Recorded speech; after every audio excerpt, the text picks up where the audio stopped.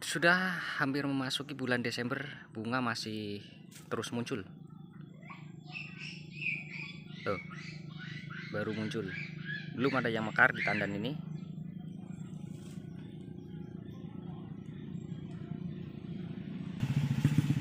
Ini juga di bawahnya masih ada. Satu batang ini ada 2 tangkai mekar. Ini mungkin di pertengahan Desember ini kita masih polinasi dan baru mekar yang ini ya, di pertengahan Desember nanti. Ini baru mekar. Dan di sini ada lagi. Tuh, baru muncul juga.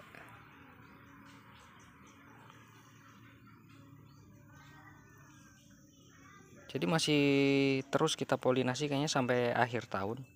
Bahkan mungkin ini di lahan saya sendiri, di khusus di sini nih ya. Di bulan 1 bulan Januari atau tahun baru nanti kita masih tetap bisa polinasi, masih tetap ada bunga yang mekar. Karena saya lihat di batang-batang lain sudah memang sudah habis masa pembungaan. Tapi di batang-batang lain masih ada tanda-tanda untuk tumbuh bunga kembali, tumbuh bunga lagi. Sedangkan buah-buah yang lain tuh udah jadi semua, udah bagus semua tuh. Nih, ini usianya 1 bulanan, ini seperti 1 bulan lebih, tapi belum ada sebulan setengah. Ini panjang udah 20 cm lebih tuh.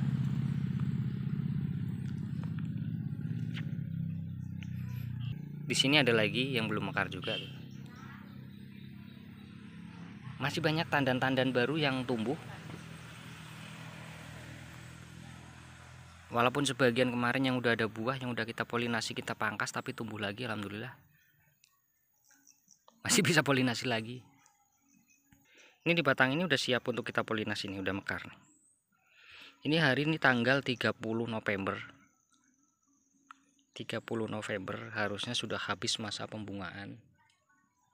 Ini masih ada yang mekar dan masih ada yang baru tumbuh bunga atau baru tumbuh tandan buah. Dan di sini hasil dari polinasi bunga kuncup, dan hasilnya bagus. Jadi bisa kita gunakan cara ini untuk menyingkat waktu polinasi, atau kita gunakan cara ini, 1 hari ini kita polinasi yang sudah mekar dan yang belum mekar, atau yang sudah layak, yang udah hampir mekar atau bunganya sudah besar, itu bisa kok kita polinasi semua. Ini seperti ini contohnya, misalkan yang baru seperti ini ya, belum mekar untuk sore ini.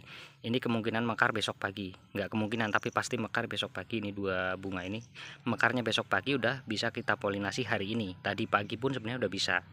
Jadi kalau tadi pagi kita dapati bunga yang mekar, kita polinasi, udah selesai semua yang mekar, kita kembali lagi ke barisan atau bedengan dari awal.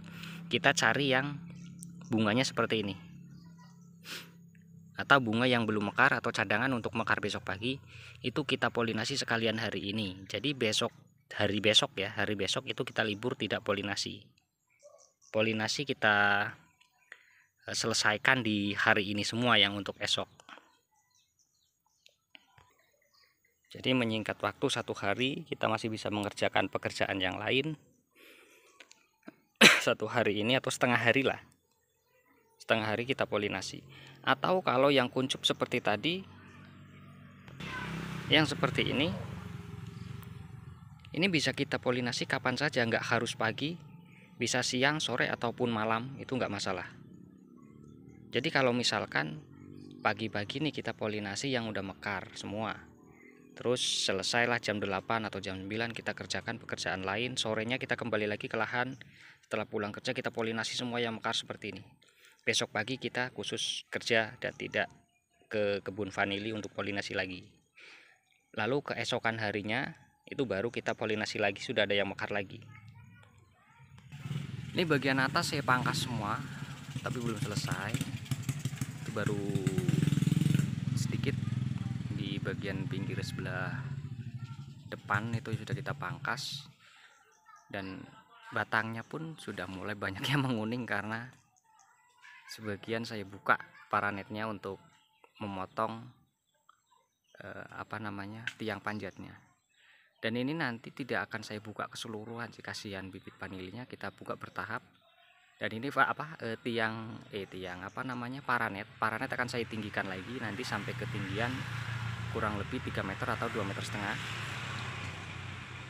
Akan saya tinggikan lagi, dan nanti ketika sudah tumbuh tunas-tunas baru dari tiang panjatnya, nanti akan kita buka paranetnya perlahan, dan tahun depan sudah bisa kita lepas total. Kita hanya mengandalkan naungan dari batang atau dedaunan dari tiang panjatnya. Tuh sudah habis total sekarang. Ini yang kemarin terakhir kita pangkas, tinggal kita sisakan 1 batang untuk pembuahan tahun depan. Hanya ini andalan kita untuk mendapatkan buah. Hanya 1 batang atau 1 tunas untuk tahun depan. Tuh, hanya saya sisakan 1 tunas di setiap tiang, tapi tidak di setiap tiang saya sisakan untuk pembuahan tahun depan. Masih banyak juga tiang yang langsung saya kosongkan seperti ini, dan kita mulai lagi dari nol lagi, dari awal lagi, karena saya habiskan semua sulur yang ada di bagian tiang ini.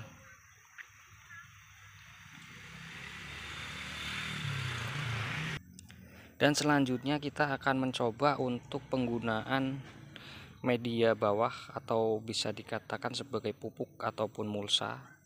Kita menggunakan jerami padi seperti ini. Dan ini udah 1 bulan kita coba kita aplikasikan di sini. Ternyata untuk perakaran sangat bagus, dan sudah banyak akar-akar yang tumbuh yang ada di dalam jerami padi ini. Nah, jerami padi ini harusnya kita taruh di tengah bedengan, bukan di samping tempat jalan kita seperti ini.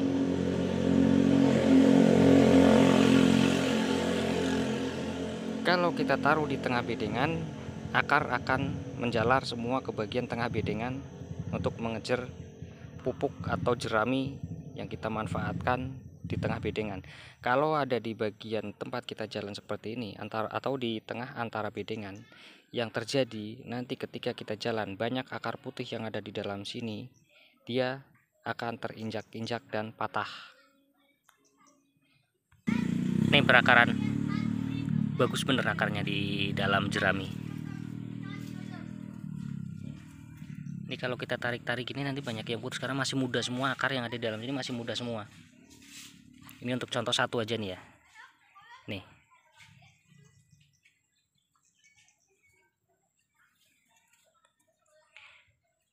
Jerami ini ketika kita fermentasi udah jadi, udah matang, kita taruh di bagian bedeng seperti ini, dia akan dingin. Kecuali jerami yang masih baru kita tumpuk di bagian bedengan, lalu kita biarkan selama 1 minggu. Akar yang ada di dalam atau akar yang ada di bawah tumpukan jerami pasti mati semua. Karena apa? Jerami itu panas. Ketika kita tumpuk atau kita taruh di bedengan, jerami itu panas.